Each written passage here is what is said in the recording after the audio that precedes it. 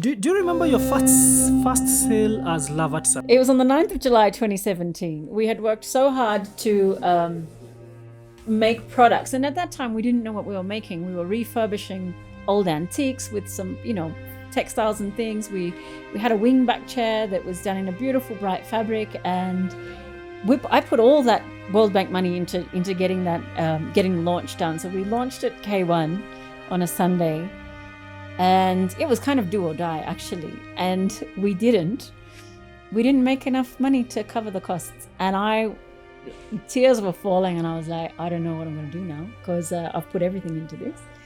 And then at the 11th hour, a friend of mine, thank you Martine, she bought the wingback chair, which just pushed us over the line just to cover the costs. So that was a major moment actually.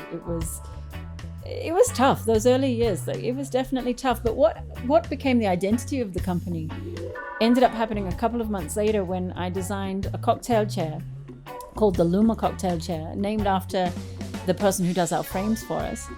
And it was a bright little funky chair with bright African fabrics. And when we just landed that into the market, and we landed it at a very affordable price, it took off, and it ultimately shaped the identity of what the company would be, which is sort of mid-century accent furniture.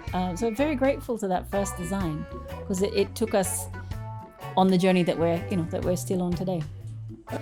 There's a very funny like a meme or an illustration about the journey of entrepreneurship, and it's a picture of a guy riding a lion, and people looking at him saying, wow, look at this guy, he's so brave, and he's riding this lion, and he's unstoppable, and wow, and then the guy on the lion is like, how did I get onto this lion, and how do I get off the lion?